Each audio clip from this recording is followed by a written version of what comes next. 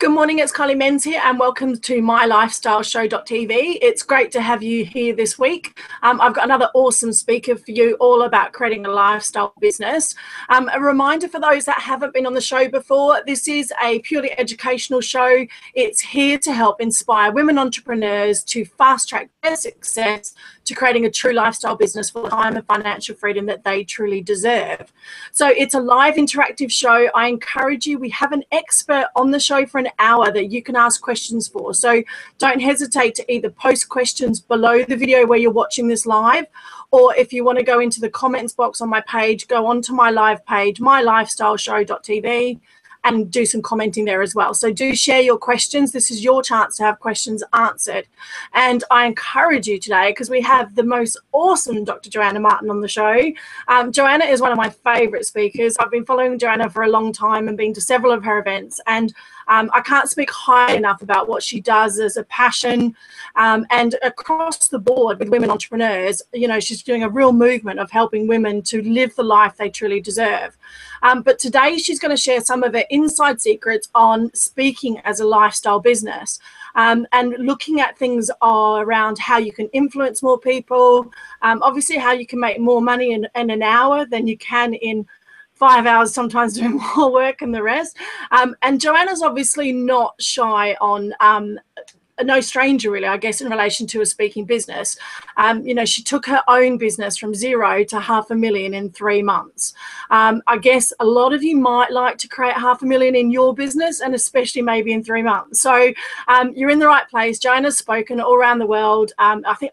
I think it's well over 45,000 people now. She's worked with big Australian corporate companies as well. And she's done a real movement with women entrepreneurs, teaching them how to speak and really step into their own. So I'm absolutely humbled and delighted to have her on my show today. And so we're going to share some awesome secrets on how you can potentially incorporate speaking into your business to create more lifestyle for yourself. So welcome, Joanna, just back from holidays. So welcome aboard. Thanks so much for having me, Kylie. I'm really looking forward to today as well. I'm looking forward to getting to know your people and hopefully answering lots of questions as well. Awesome. So if you just want to share, I always like to get the speaker to kind of share kind of how you come about to where you're at the moment. And obviously something about you love about your lifestyle business and kind of what was important to you creating that freedom would be awesome. Yeah, well, maybe we should start with that, I guess, because I actually trained to be a doctor and there was nothing lifestyle about that. It was horrific. I was working, 50, 60, 70-hour weeks. I remember at the time I had my big, what I call my first lifestyle shift. I was working sometimes 12 days straight over the weekend. It was really hectic, and I was working on an oncology ward. So the medicine was really complex and the patients were really complex. Cancer is incredibly complex to deal with, and, not just the physical side of it, but the emotional side as well. And it was hugely grueling. And I'd only been a doctor for about 10 weeks at the time when one of my favorite patients passed away. And it was just one of those real wake-up moments, where I just went, God, what am I doing? Why? And it impacted me very emotionally. So I'd always kind of, I don't know, like I'm sure, your listeners kind of can relate to this. There's, at some level, I'd always had this knowing that there was more, that I was up for more, that there was more I needed to give, that there was more I was capable of. And it didn't kind of equate me slogging it out on the hospital wards, writing up drug chart after drug chart for days on end. It just didn't feel like me. I knew I was making a difference, but I wasn't making my difference. So at that moment, I decided that I was going to go and audition for drama school, because that was my other great love, was drama. And I did that. I left the medical field and went off to drama school up in Sydney. And that probably was the thing, that was the first time I made a conscious choice about my lifestyle. Up until then, everything was just accidental. I know it sounds ridiculous that you accidentally end up in med school, but I very much did. I remember to this day standing in the phone box on a Greek island while my mum was forging my signature on the med school application forms because I was still away on my gap year. And I went, oh, all right. And I've just been blessed with an intellect that, I got in. So I kind of did medicine because I didn't know what else to do for another year and just ended up there. So it wasn't conscious. So drama school was conscious, and about 6 months into drama school, I went along to my first personal development seminar, saw this guy on stage and just went, that's it. That was the coming together of these two parts of my life, the feeling called to help people, which had, I think, got me to med school, and which met the performative aspect of things, not that speaking is necessarily a performance, it's not, but that being with lots and lots of people was a big part of it for me. I thought, that's what I want to do. So I committed myself to learning everything there was to learn about coaching and speaking and everything. Started a little dinky coaching business, and it was just me doing everything, marketing everything, and reconciling my bank accounts at the end of the month, the whole lot. And I was pretty successful at it compared to many of my classmates, I have to say. And the only reason was because I actually followed the advice of my mentors. They said, if you do this, this, this, and this, then you'll get clients. And I did that, and that, and that, and I got some clients, whereas everybody else in my class didn't do that, that, and that. They made up all of the reasons why they wouldn't do that, that, and that. So it was interesting for me. So then, a bunch of things happened. I ended up contracting to an organization which took me all over the world, speaking to thousands of people at a time, sharing tools for change. And eventually, when we started our own speaker training business, which Greg and I started together in 2008, we took that to 7 figures in 2 countries in 12 months. And it was the big lesson there is not that it happens overnight, but that I had been learning prior to that for a good solid 5 years of, all about marketing and how to structure a business effectively, and what I now call creating an elegant business model, so that I could have the lifestyle that we wanted, because lifestyle was crucial to us when we started that business. I'd nearly burned out working for the other organization that I'd worked with. And I just did not want to recreate that. Neither of us wanted that. So lifestyle became our highest priority, and that's what had Shift Speaker Training become what it did. That's awesome. And a really powerful kind of story there, because, a lot of entrepreneurs see this overnight success. And it's like, it wasn't overnight success. Yes, you obviously did extremely well in your business, but you've obviously put a lot of hard work and a lot of groundwork in before that. I think that's really powerful to kind of, most people kind of shout and talk about their overnight success, but I love your honesty, because it's like, no, it was a process you went through. But of course, then when you launched by yourself, you were going to have success because you'd already put in such good groundwork and made a name for yourself. So it's awesome for you to share that as well. Yeah, I think this is the key thing for us to remember is I think anyone who has been an overnight success has spent, and it's variable, but some years educating themselves in the thing they've become an overnight success at. Success does come like that. It comes quickly when it comes, but it's on the background of an extraordinary amount for most people of education, of getting clarity around what's their thing and their unique value to the world, and packaging and positioning and all of those things coming together at the right time. That's when it explodes quickly. For many people, it might not be an overnight success, but they've stuck at it long enough that they've been great. So I think I really, I don't think enough people say that. I don't think enough people actually share how much work goes into beforehand. So I really want to make sure that people know, Greg and I spent $180,000, which is about £90,000 in UK money, in ourselves before we became an overnight success. And that, I think, kind of shows you how much commitment we had to being an overnight success.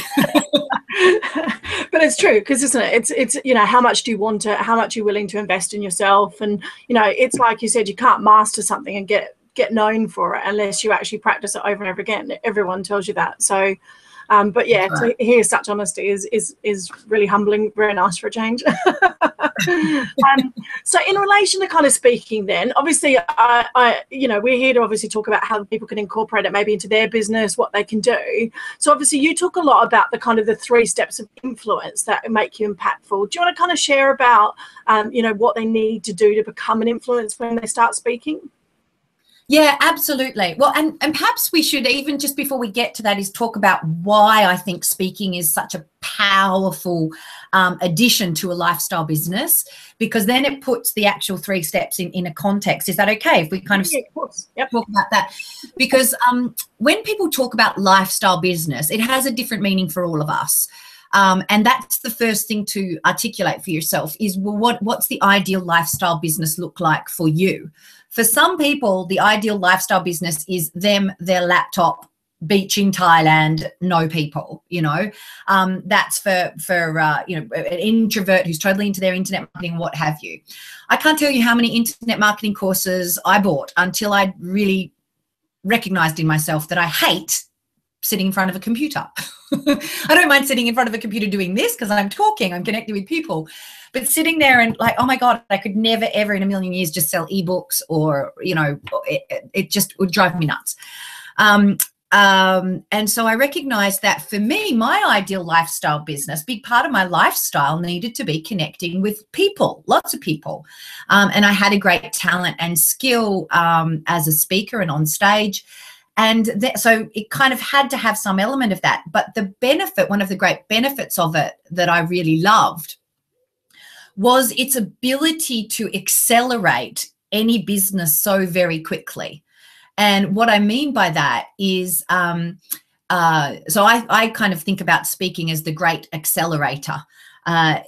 Whatever you're doing, it can turn it on its ear and accelerate it really quickly. So if you're selling a program at the moment, whatever it might be, for £500, well, as soon as you step on stage, you can sell it to 100 people at the same time, and you've got massive leverage.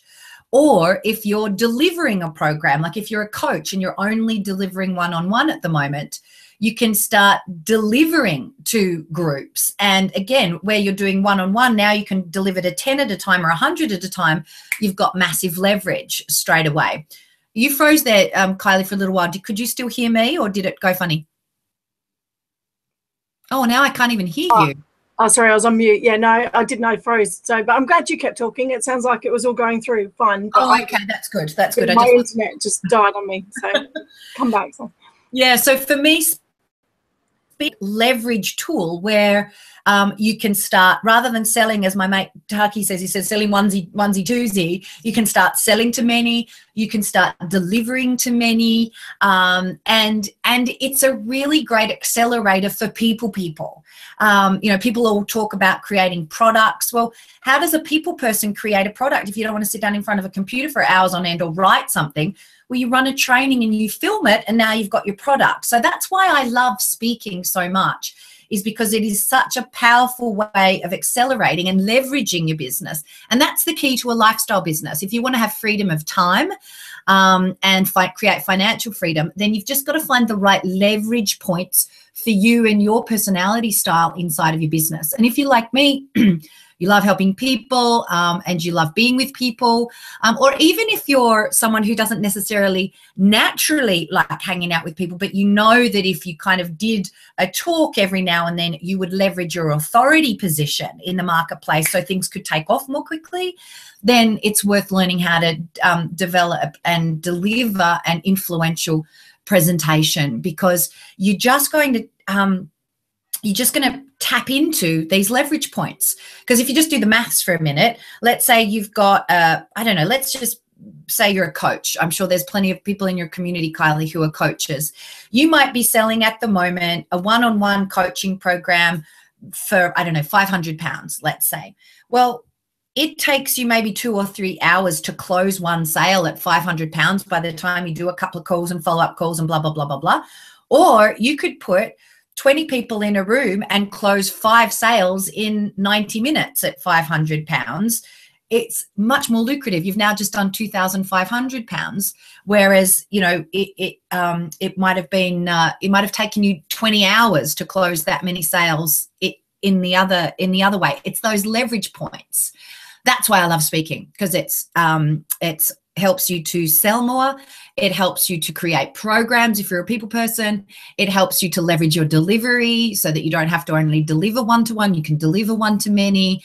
It positions you as the expert. It positions you as the go-to person in your industry, and automatically people want to do business with you, and it flips it from having to chase down clients to being able to have clients flock to you. You know, I mean, I'm blessed to be in a position where I can happily and easily charge £7,500 for a day of consulting, and people pay it without batting an eyelid. And that's because of the way that I'm positioned, and my everyone knows me in the industry over here as the person to go to if you want presentations that are going to get you new business. Not just good presentations, but presentations that get business. So that's how I've been positioned in the industry. That's why I love speaking. Does that make sense, Kylie, before we get on to those 3 steps?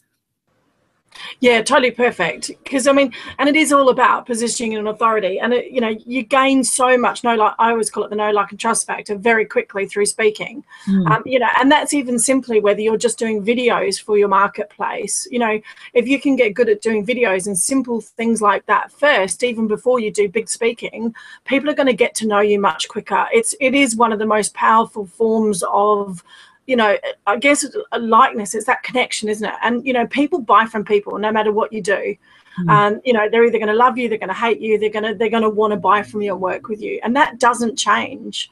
So yeah, if you can master speaking, it can be used in so many ways. I think that's the thing. Everyone thinks of speaking, getting up on a big stage in front of thousands of people, which I know for you is really easy, but you can use it in your business nowadays so many ways. And I think that's one of the most powerful things to really influence your business very fast. Yeah, and I think a big takeaway here is I have so many people who come along to my workshops, my speaker training workshops, and they'll write goals for themselves. And their goal is to speak to 1,000 people or to get in front of 10 million people. And I just kind of, I always think to myself, that's not actually going to get you the lifestyle business that you want. There's often this conflict between big versus effective. And one of the reasons that Greg and I moved back to the UK and we love it so much is there are so many events going on over here all the time, and they're not big. They're little networking events of between 20 to 50 people, and they're meeting every month, and they're looking for speakers every single month. That's where I get excited, because I would far rather get on a train for 20 minutes and deliver a presentation to 50 people and go home with 10 new clients than I would go and these are the numbers, go and speak at one of those big pitch fest things where there's 300 people in the room and they're getting pitched every 90 minutes, and I still would only go home with 10 or 15 new clients. So that's kind of, I affectionately refer to it as ego speaking. You get seen by a lot of people, they start talking about you. That's good too, but it's not necessarily the most effective. And I think this is really reassuring for people when they start out, is to know that I personally would love, you know, in fact, often prefer to speak at these smaller things rather than the big things, because it's a more effective use of my time. And these are happening all around the UK all the time. As you say, though, it's not just those live events. When you learn how to deliver an effective presentation, which I'll teach you 3 simple steps just now. When you learn how to deliver an effective presentation, it's the same if you're doing a 2-minute video for your website.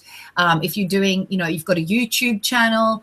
It's the same if you're doing teleseminars or webinars. It's the same format. And actually, what we talk about can help you with your one-on-one sales as well. It's the same process.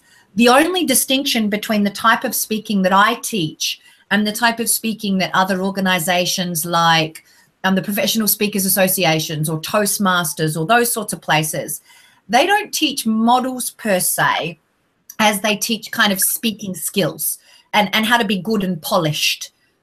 If I can be frank with you, I don't give a shit about polish.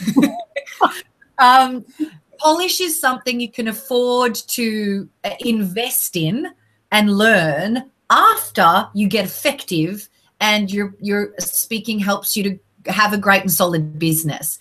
Most people run out of time or money before they get to polished. Does that make sense? Most people run out of time and money before they get to profitable. This is one of the reasons I love learning an effective presentation as one of the most key and foundational tools to a lifestyle business, because you don't need anything. It doesn't cost you anything to create a presentation that sells. Nothing, right? Most of us, you don't even need a PowerPoint presentation. But then again, most of us have got a computer with an addition of PowerPoint or Keynote. But you could, if you can afford a flip chart marker, you can create an effective presentation. So you don't even need to have a business before you can get out and start selling something, as long as you've got a talent or an ability or something that people would like to pay you for, like to become a client for. It then allows you to test your market too. And I'm a great believer in sell it before you make it. I've always done that. I will sell something, make sure people want it, because I don't believe that you really, we're in small business. We don't have the marketing budgets of a GlaxoSmithKline or a, or a Johnson & Johnson to be able to invest in research and development and focus groups to see whether someone wants something. The only way we really know if they want it, and you can ask on Facebook, but until someone gives you money for it, you don't know that it's going to sell. So for me, give me an audience who's vaguely interested in what I'm going to be selling, and I'll deliver a presentation and say, I'm going to do this. It's going to launch in 3 months. It's going to be this much. Who's interested? So that's how I like to grow my business. So even if you're just starting out, it's such an effective tool to have, because you won't run out of time or money before you, before you get those things in place. You don't even need a website. As long as you can get out there and start, showing up at your networking events and being the go-to person, you're ahead of the crowd. It's a hell of a lot quicker than writing a book, in my opinion. So that's why I love it. It's true though, isn't it? Because obviously I deal with a lot of internet marketing world, and I'm a bit like you. It's like quite funny. I don't know how I ended up doing so much internet marketing, because I'm like you, I like people. So I'm slowly restructuring my business away from being behind the computer as much as possible as well.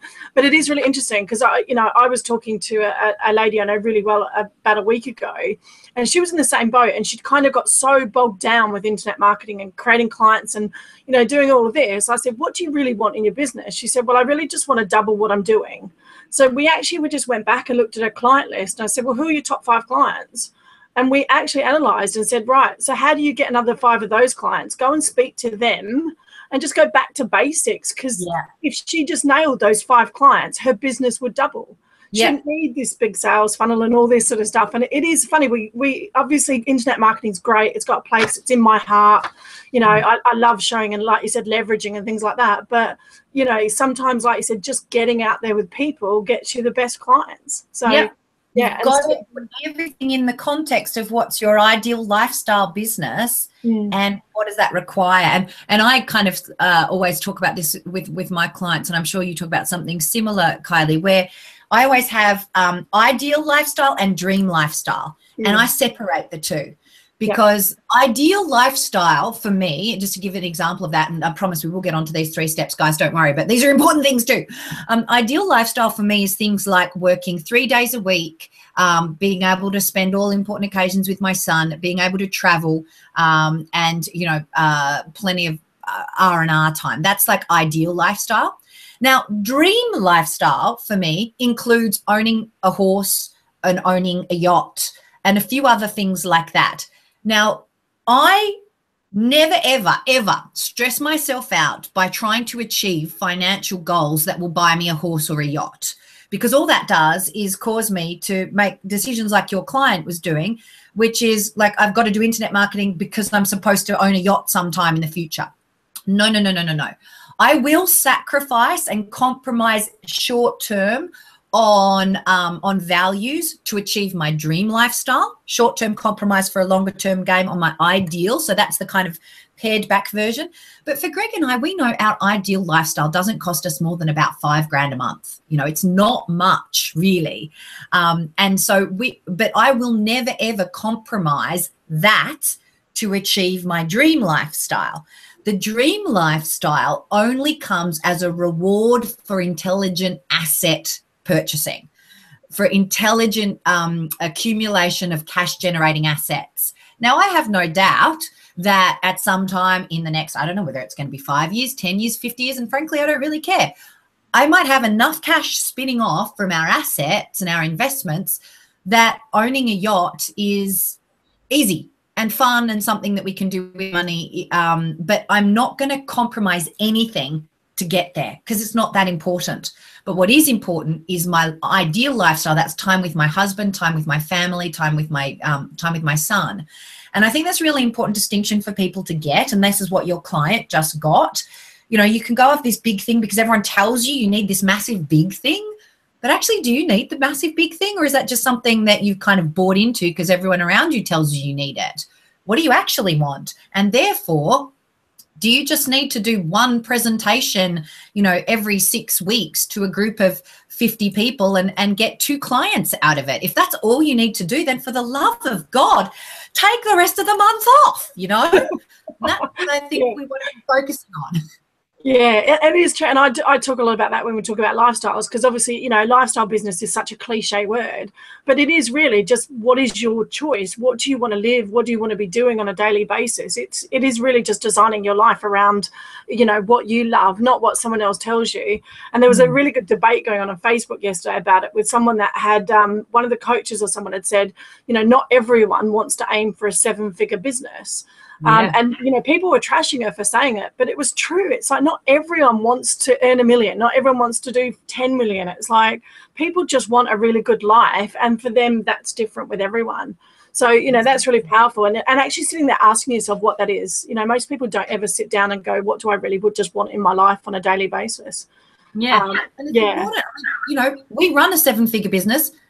I don't want a 7-figure business. That has never been in my goals to create a 7-figure business. What's been in my goals has been that lifestyle. And then when you get really good at your thing and you stick to it, well, then that becomes the reward for just sticking with something. It's as simple as that. Yeah.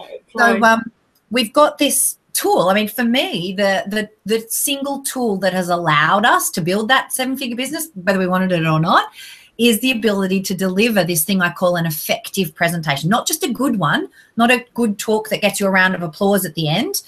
They're nice, they're good for your ego, but they're not necessarily helpful for building a business. But an effective presentation I define as one which your audience take action at the end. Now, what that action is entirely dependent on what would be the next logical step in their relationship with you. For instance, if you've got an opportunity to do a 15-minute talk at a networking event, and it's not you don't have enough time to sell something, but it's also possibly not appropriate to sell something. But at the end of 15 minutes, you could absolutely give people your free 6-week, you could give them your 6-week healthy eating guide, meal plan and shopping list, let's say, if you're a dietitian or coach. And I know for a fact there'd be hundreds of people inside of your average women's networking event who'd just go, oh, yes, please. Now, what you get when you give them that, of course, is their name and email address and the opportunity to build a relationship with them over a period of time. You could then invite them to a webinar when you could then sell them something. So that might be the action, or it might be at that other end of the spectrum where you've got 90 minutes and the person has invited you along as the keynote speaker and they want you to make an offer, and please could it be more than £1,000 because the promoter is going to make their money when you make sales. So then it's highly appropriate. Indeed, it would be inappropriate to do what we just talked about earlier. So it's like, what is the next logical and appropriate step for that audience? But the key is you want to think what that is first, and then you design your whole presentation to be able to position that as the next logical step. That's where my thinking always comes from. What's the step first, and then what am I going to teach that positions that? Because one of the big mistakes I see a lot of people making is they get invited to speak somewhere. They spend the whole time thinking, what am I going to talk about? Come up with what they're going to talk about. And then 5 minutes before they go out, think, oh, I should sell something, or I should use this to build my business in some way. It's too late by then, because that's where you end up with, one of my clients was a chiropractor, and she was invited to speak about to a group of pregnant women, and she tried then to sell her back pain product. And it's like, oh, disconnect. Do you see that? It's just not ever going to work. And I see versions of this all the time. So first go, well, what would be the next logical step for the amount of time I have, the amount of rapport I'm able to build, and where these people are at? What would be the next logical step? And then we're going to craft this 3-step presentation around that. Now, I'm going to teach you the 3 steps right now, guys. But what you need to know is this is kind of a condensed version of, I have a whole 7-step process called my 7-shift effective presentation formula, which breaks it down into way more detail. Oh, hello. There you go. Yes, it's in that book right there. In this book here. Sorry, I had to show. I forgot I had that sitting on the shelf next to me. Yay. Sorry, keep going. That's lovely. You can get a copy of that book if you want, guys, at presentationprofitsblueprint.com. So that's a really great place to get the more expanded version. But it takes me a good solid hour really to teach that fully. So to give you the abridged kind of 10-minute version, if you like, we're going to give the 3 steps to influence. But it works just the same. It works just the same. So the 3 steps that you want are, number 1 is involve. Number 2 is inspire, and number 3 is invite. So they're the 3 steps to influence: involve, inspire, invite. Hey, just an interesting etymological aside. Did you know, I didn't know this until I looked it up, that the etymology of the word influence comes from the 13th century, the Old English or the Latin, meaning a streaming ethereal power from the stars acting upon the character and destiny of men. See, I used to have a heap of stuff around being influential because I didn't want people to feel like I was influencing them. But when I looked that up, I went, wow, if we become people of influence, then it's not about us. It's about this, and it sounds very esoteric to say this streaming ethereal power from the stars, but I've kind of shorthanded that to source. I think if we're being good people of influence, we are connected to our source. You might call it God or your higher self or your vision for the world or whatever it is. But when you're connected to source and you're standing on stage, your audience get connected to their source as well. And that then what happens, the action happens where their vision for their future, which is coming to them from their source, and your vision for their future coming to you from your source connects. And when people kind of get that, and it happens at another, I know it sounds a bit esoteric, but it happens at another worldly place, where something about you goes, wow, this person's got my back. They see my future the same way I see my future. They can really help me. It's not just that whatever, product that they're giving is what you want or need. It's just a real resonance that two people, 2 souls are going, yeah, we're going to share the next part of this journey together. And that's why I believe if you want to be of influence, it's all about letting go of you and your ego, getting connected to source and getting connected to your audience, and being a stand for their best selves. That's the place to come from. So then the involving part, which is that first step of that, is very much about being connected with them. It's about meeting your audience where they're at based on their learnings, their understandings, based on what problems are going on for them in their life. And it's about being able to establish that instant connection where someone feels like they've known you forever, which is actually quite easy to establish once you know how. It's something we talk about at our Presentation Secrets at our one-day training. But getting that connection and then speaking to how they're feeling when they walked into the room. If you miss that, it takes a really long time to reestablish it. But if you can just kind of go, yeah, I know where you're at. This is what's going on for you, and how's it feeling, and would you like a bit more of this, whatever that might be. They go, yeah, wow, okay, you know where I'm at. I want to listen to you. So that's that first step of involve. Does that make sense so far, Kylie? I'll pause there and see if there's any questions or, Totally. And it just shows you how powerful a speaker you are. You had me in trance again then listening to kind of the power behind being in touch with your source. And I'm like, I remember sitting at the event doing that with you going, yes, totally. Yeah, right. It is really powerful. I'm just going to let the audience know, I'm having trouble seeing the comments box below the video. For some reason, it's not showing up on my computer. I don't know if it's showing up on everyone else's. It's showing me people that are watching. but I can't see the comment box. So if anyone wants to ask questions, it's best to message me or just drop a message on my fan page, under my Lifestyle Show fan page, because for some reason, I don't know whether it's my computer not playing around, I can't see the comment box. So I'm hoping you guys can. But feel free just to message me direct. Most of you are connected with me anyway, so just drop me a message if you've got any key questions or anything you want Jo to answer as we go along. Would be great. So yeah, sorry for that. I'm not sure. See anything either, so well, that sounds good. I don't know why, unless I've disengaged it somehow. You know, technology, it's great. I've probably pressed a button. But yeah, we're up to. So look at these 3 steps to influence. So we've talked about place to stand, place to come from. Then first step is to involve. The second step then is to inspire. And so this is kind of the bulk of your presentation, by the way. This is 80% of your presentation. And what I mean by inspire is, yeah, I want you to teach really good content, whatever it is that you're teaching. You know, if you're a dietitian, teach some nutrition. If you're an accountant, teach some tax planning. If you are an internet marketer, teach some internet marketing. Teach some content. But here's the distinction about this. The purpose of the education is not to fill up the brains of your audience. In most presentations, you don't have time to effectively teach something in its entirety so that someone can go out and necessarily get the result perfectly with it, if that makes sense.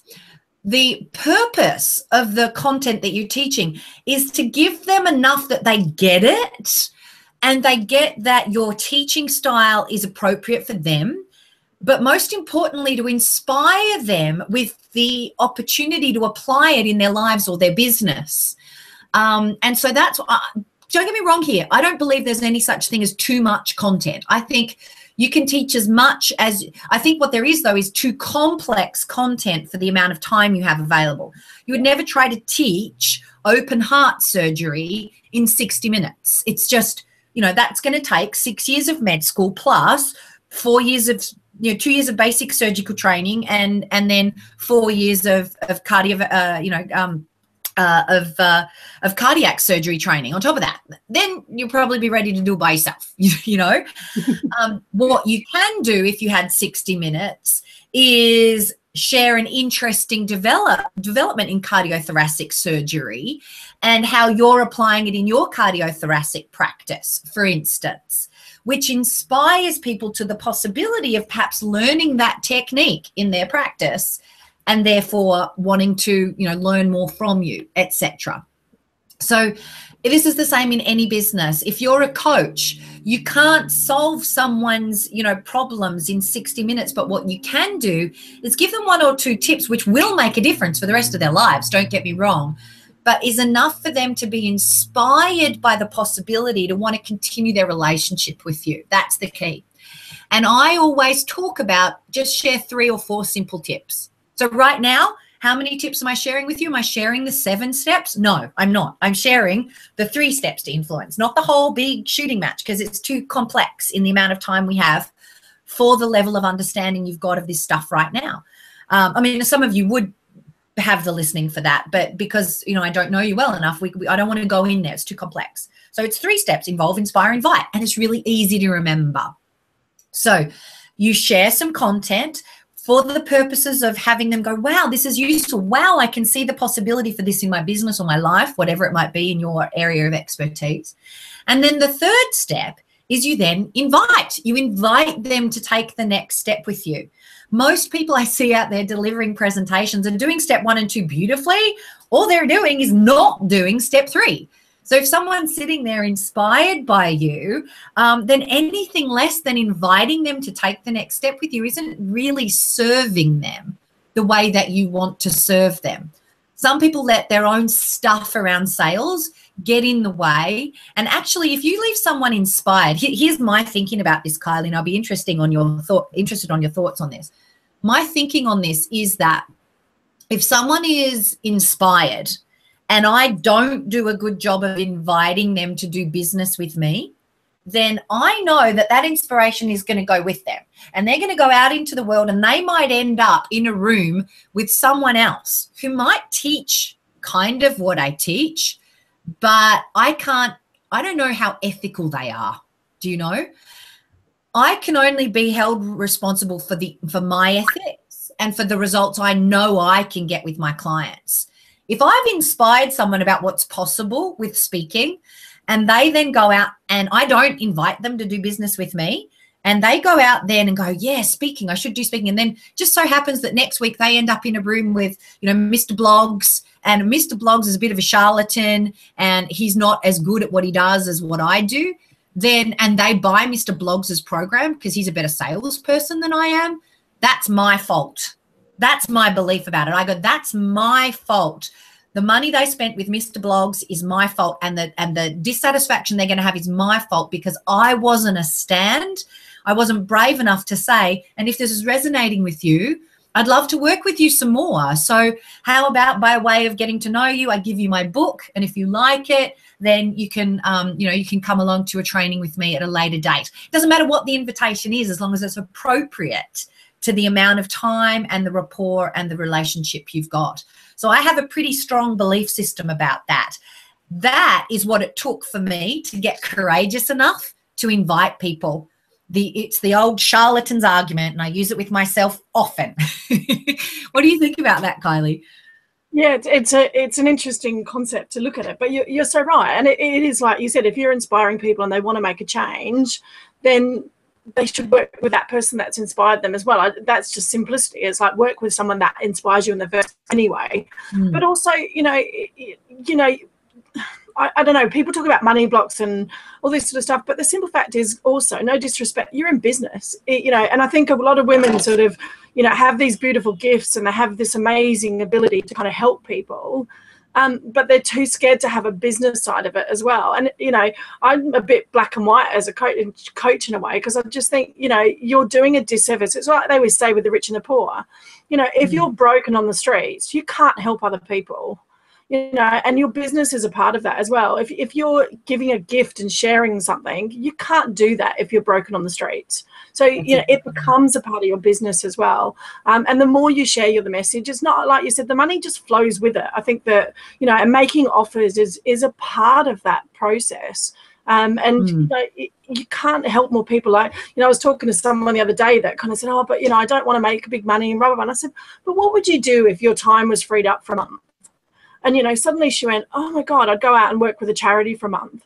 I said, so why don't you make the money to free up your time for that month and go and work with a charity for a month?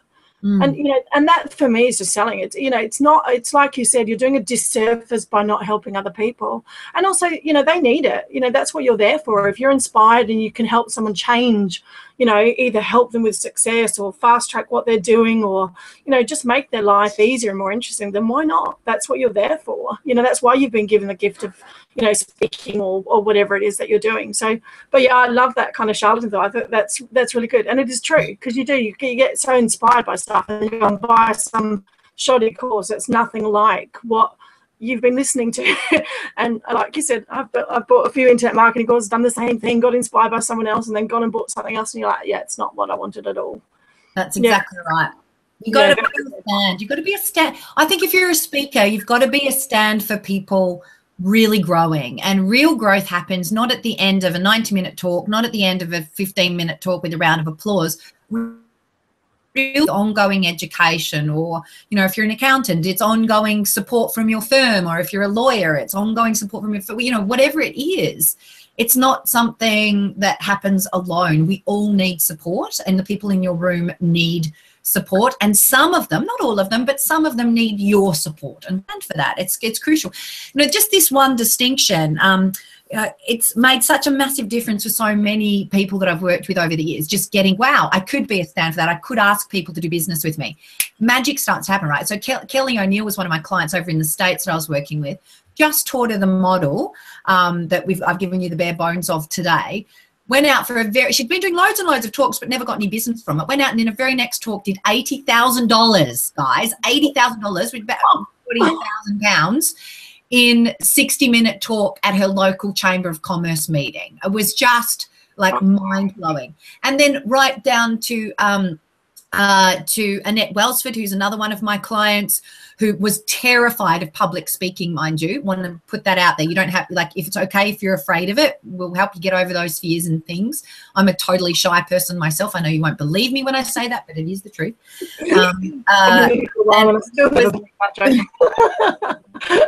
Annette was totally terrified, but once she had the structure, and this is the key, once she had the structure, she went, well, I could do that. I'm not going to die. I have faith in Joe's structure. She went out, delivered her talk, and she made $2,000 in the very first presentation, which is around £1,000. You know, and it doesn't matter what industry you're in. You know, across. I remember Denise Duffield Thomas. Some people might know. She came along to our one-day training a few years back and sent me a Facebook message afterwards. Said, used your 7 steps that you shared and closed, I think she said 60% of the room. So it's surprising for people when they've been out, especially if they have been out speaking before, but never thought to invite business, that when they add that third step, it's like, whoa, oh my God, I've got a business. And that's all they had to do. Yeah. But I think, you know, like you said, you also teach it how it flows better. So it's not like, you know, it's not like you said, it's an add-on at the end or a panic. Right. I think that's because they go through the whole process with you, that they understand how to do it effectively. So it doesn't feel like they're necessarily, you know, inviting business as such. It becomes part of the presentation. So, and I know that's how effectively you do it as well. So yeah, it's nice and seamless. It doesn't feel like you go from teaching to pitching. It doesn't feel like that. It just feels like an extension of the conversation. That's where you want it to be. Yeah, which is really nice. So 2 things have kind of popped up for me, which I think that, you know, obviously most people have these sort of questions, is overcoming fear. Is there a sort of an initial process of how to start that? And then the second one, I guess, is how do you get out there and get your first speaking gig? Like, what's something that someone can do to maybe get their first gig? Well, let's have a look at the fear thing. When it comes to fear, there's a few things to speak about. First thing we need to identify is if someone has an overwhelming phobia of public speaking, then go and have therapy. Like, if it's to the point where you break out in a sweat and have a panic attack, it's not necessarily smart to go and invest in public speaking training until you get, because there might be some very traumatic experience as a child that needs some dealing with. So that's the first thing I would say about that. Having said that, what I would then say is there's some of us who do have what we would classify as overwhelming fears, but there's still that part of us that knows we're not going to die. Like if there's no part of you if there's a part of you that's actually going, right, I'm going to die, that's different. But I remember Jo Harrison, who's one of my very first clients when we started Shift Speaker Training back in 2008. And she did have a very paralyzing fear of speaking, but she knew in her heart that it could be done.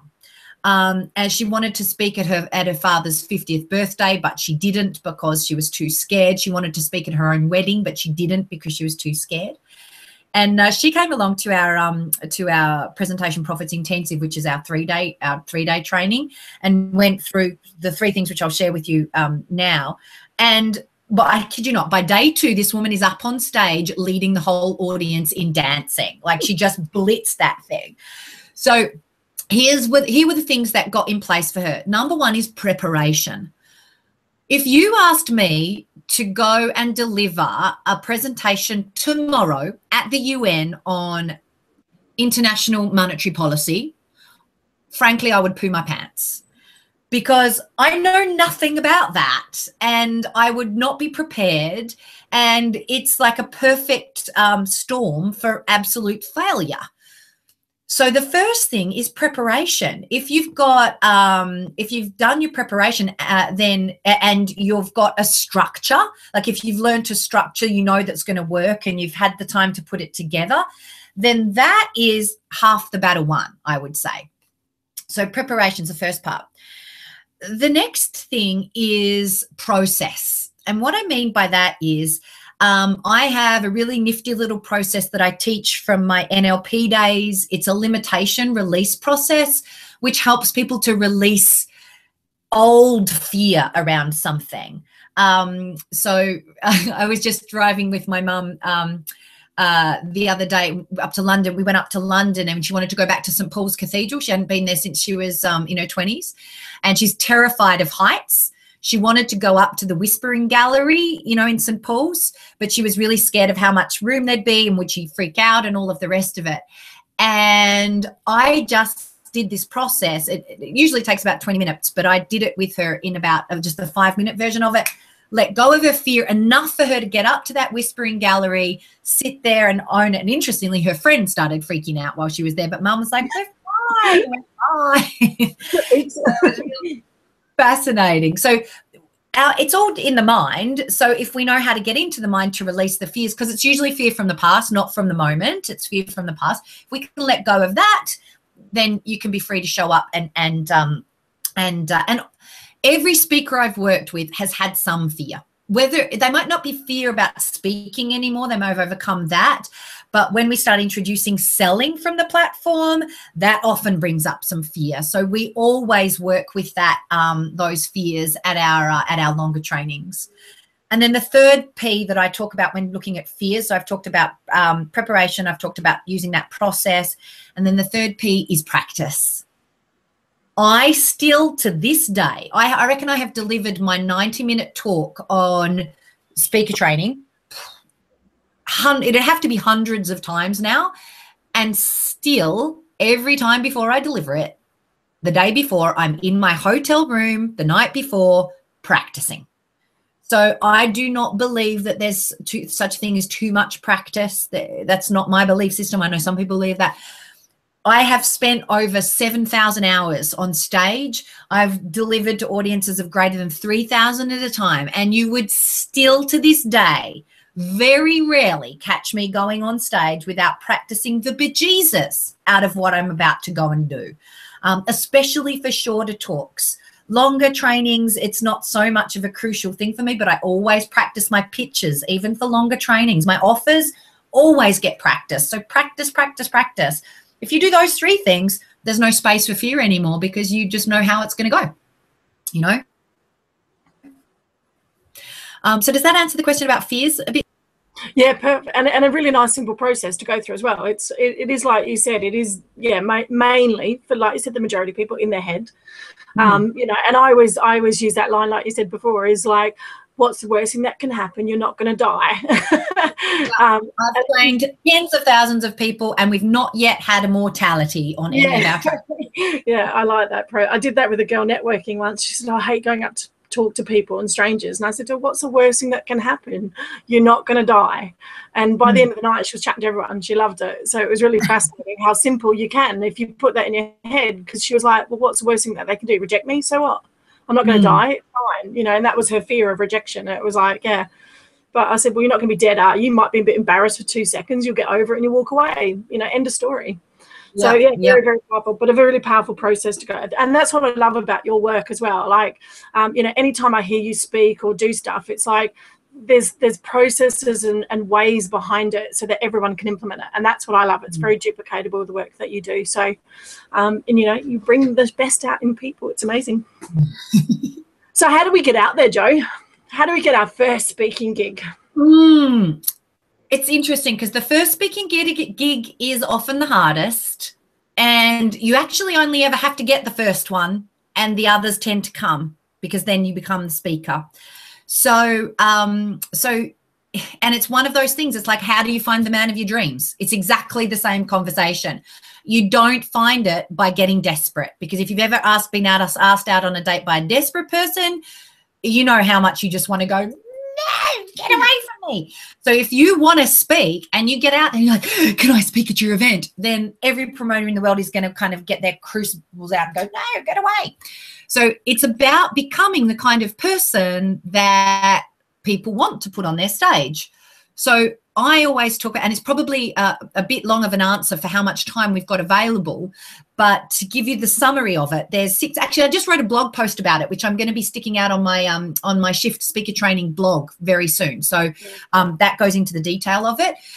But there's 6 pillars I talk about that you've always got to be polishing up. And this is as a business person as well as a speaker. I won't go into all of them, but for example, credibility, like making sure you're tracking results you get with your clients so that you can speak, so that people know that when you get a client, you do good business with them. whatever that might be. Things like celebrity. So, you know, sticking out a press release every now and then. And even if you just get on your local radio program or a local press, now you're as seen on. And that sort of starts to help with the people want to put you on stage.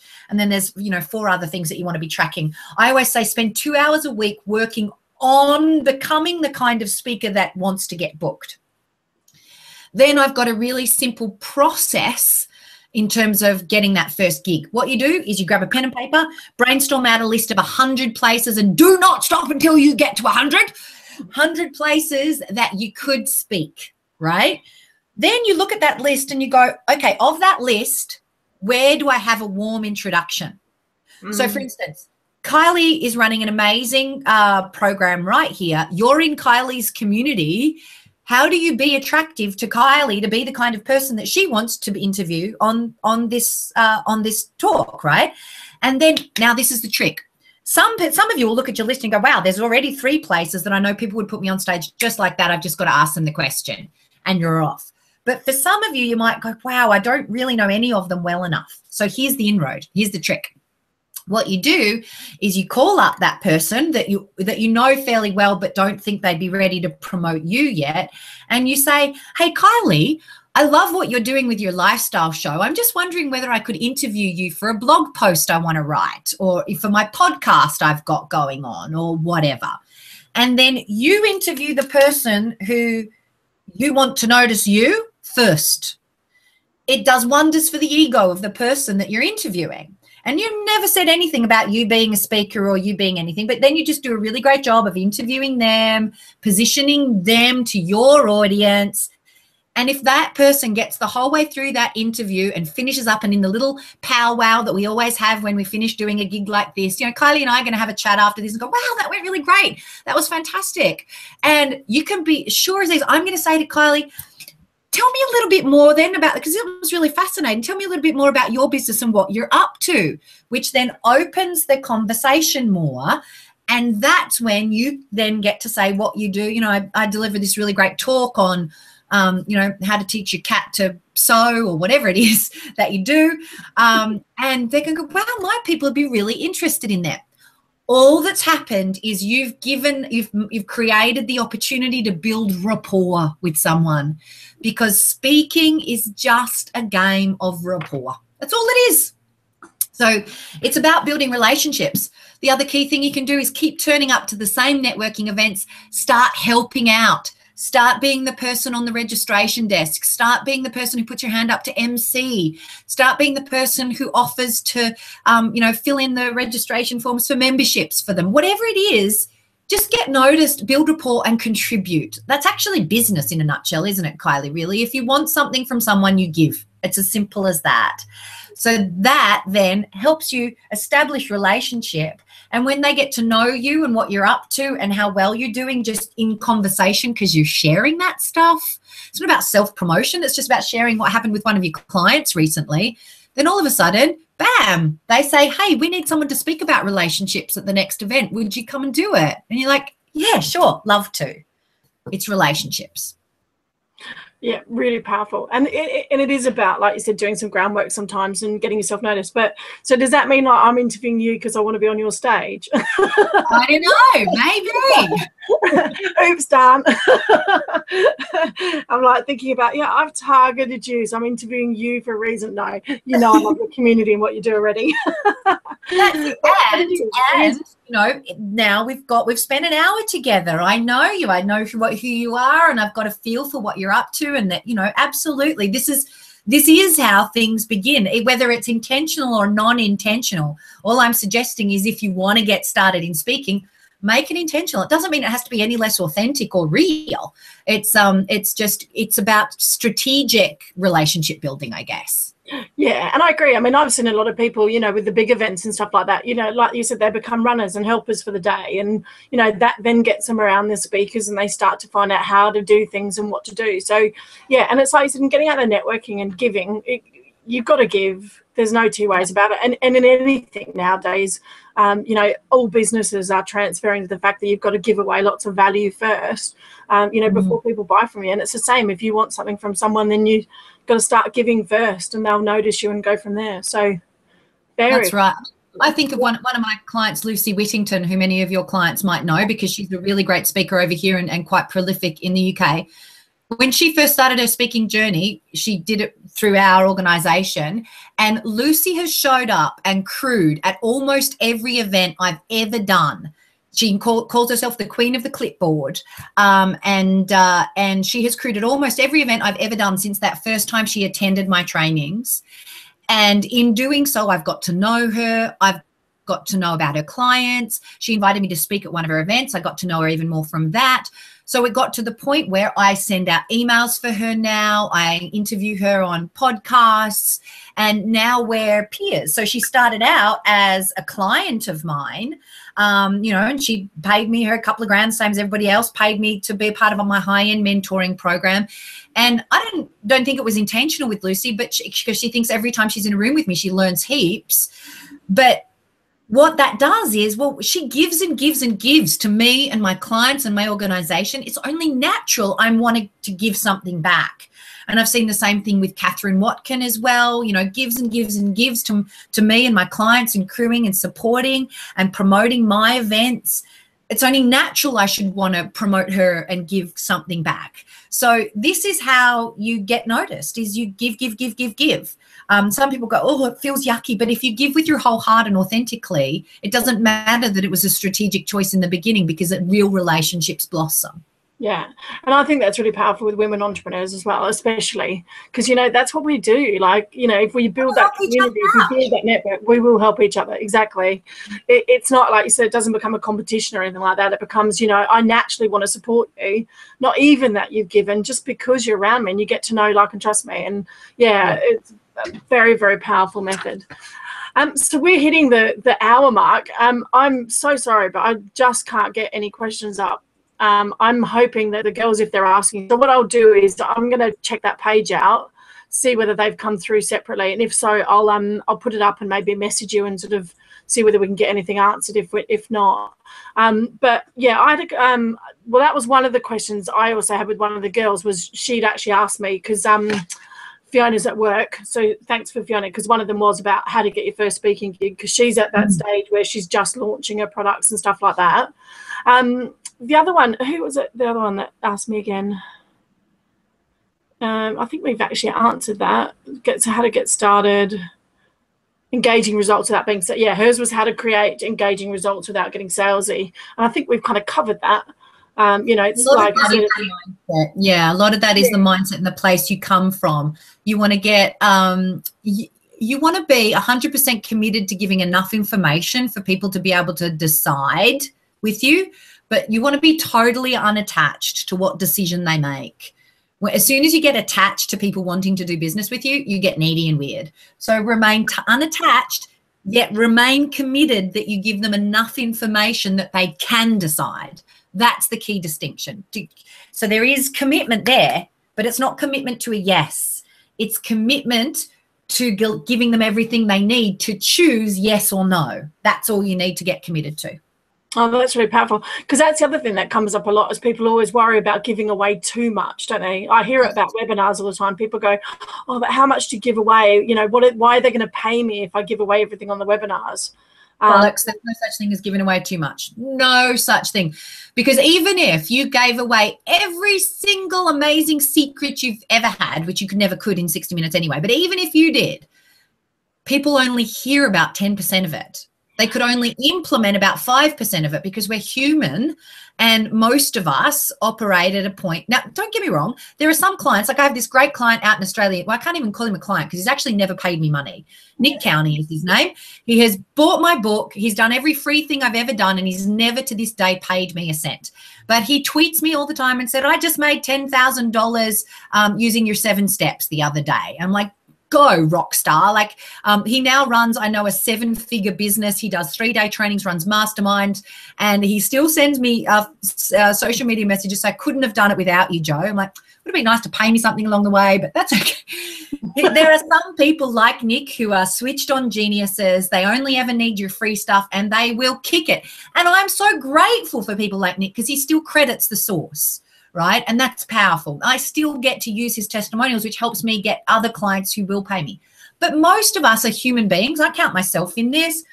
You know, I've followed Ali Brown for years and years and years and years and years and never paid her a cent until about a few months ago. I went over to Phoenix, went to a gig, paid her $6,500 to go to that gig.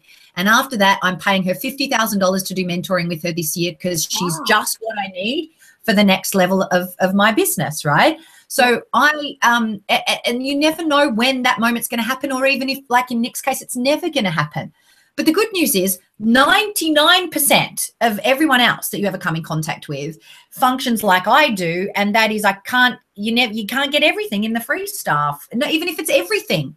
It's like you pay for someone to hold your hand. You pay for the implementation. So don't get tied up about that. There's no such thing as too much information. There's only too complex for the amount of time you have so that you confuse the poor bugger and they can't decide. That's the end result, right? Have you given them enough information that they can decide? Or have you overwhelmed them that they're just like, oh, that's not helpful? Yeah, we talk about a lot of that with VIP days and creating those and not overwhelming them, because you can't solve everyone's problems in one day, or, you can't grow a 7-figure business in one day. You can grow an element of it, but not, So, very, very powerful. So thanks for that. And obviously a good word to Ali for me, because I'm trying to get her on my show. She's my next level. She's definitely one. Her and Marie Forleo, the two top ones I've kind of got on my radar for next I want to get on. And obviously, Joe, it's a blessing to have you on. I've been wanting to target you for a while. But I wanted to get some credibility. Is it right? You show up to events, you're there with your happy smiling face, you're always just supportive. How can you say no to that? And I wanted to build some credibility first, so I've slowly nailed it, except for Lucy blocked me on dates, so she's in trouble now. So I'm going to show her I got you first. So awesome, thank you so much. I mean, such valuable tips. And the thing is, again, I love about you, whatever you give, there's always stuff people can take away. So hopefully from this show, if you are thinking about going out speaking, hopefully we've answered all your questions, but more so hopefully we've given you some practical tips to get out there and get started. Like you said, Joe said, it's one of the most powerful things you can start to do to build your business quickly, to grow credibility and get yourself out there with people. So thanks so much, Joe. I always end with a question around, obviously, I know you've created a fantastic lifestyle business, but what's one thing that you love about your lifestyle business now?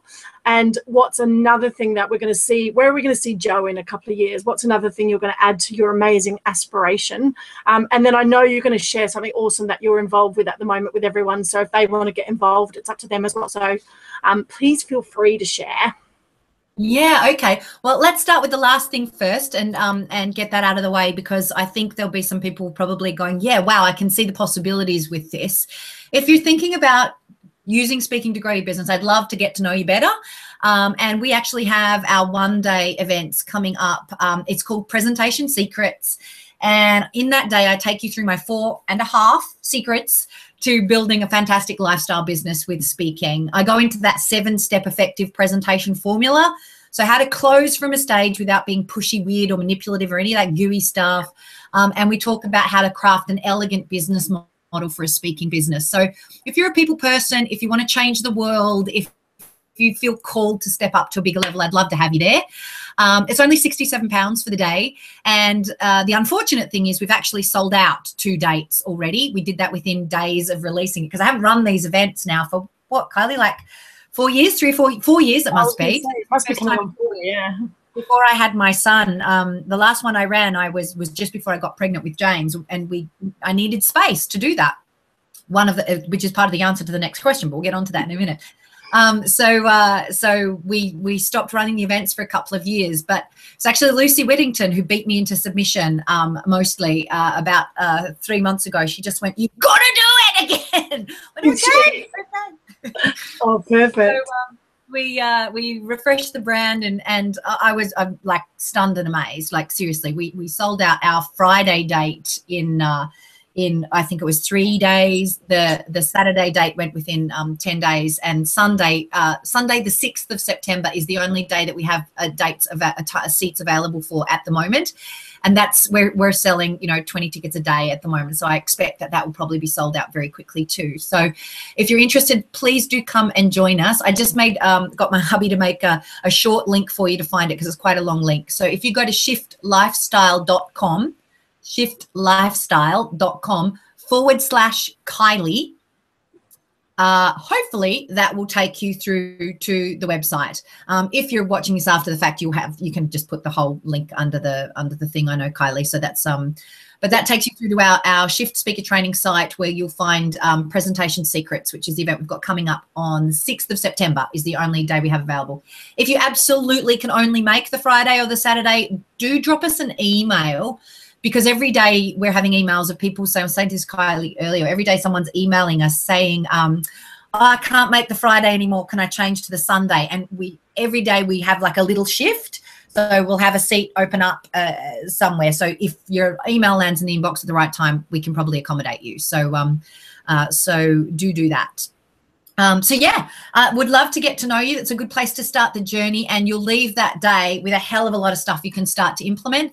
Like I said, Denise Duffield-Thomas went out straight after that and started increasing her conversions massively. So just from that one day, you may choose to do more education with us afterwards, or may not, but it'd be really lovely to get to know you better if something's inspired you today. So that's the first piece, which is what's coming up next. What I love about my lifestyle business is time with my son. I love that I get to work from home most days, in my studio out the back. And if James, like last night, so he's getting his 2-year-old molars right now, and I could take him into bed and sleep with him and cuddle him in bed, knowing that he was going to wriggle all night and I was going to have a rubbish night's sleep, and knowing that I could sleep in the morning because there was no one going to be. I didn't have to leave the house at 6:30 to commute 2 hours to get to London, to a job, to whatever. And that when he was a bit cranky at, just before I came and did this, I could give him a cuddle because I'm at home. That's for me what my lifestyle business is about now. And if you'd asked me that question 4 years ago, it would have been the fact that I can earn enough in 2 or 3 months to effectively take the rest of the year off. And having done that 3 or 4 years back to back, I had a slush fund big enough that I could take 4 years off, basically. And have James have the space to get pregnant, because we were struggling to do that.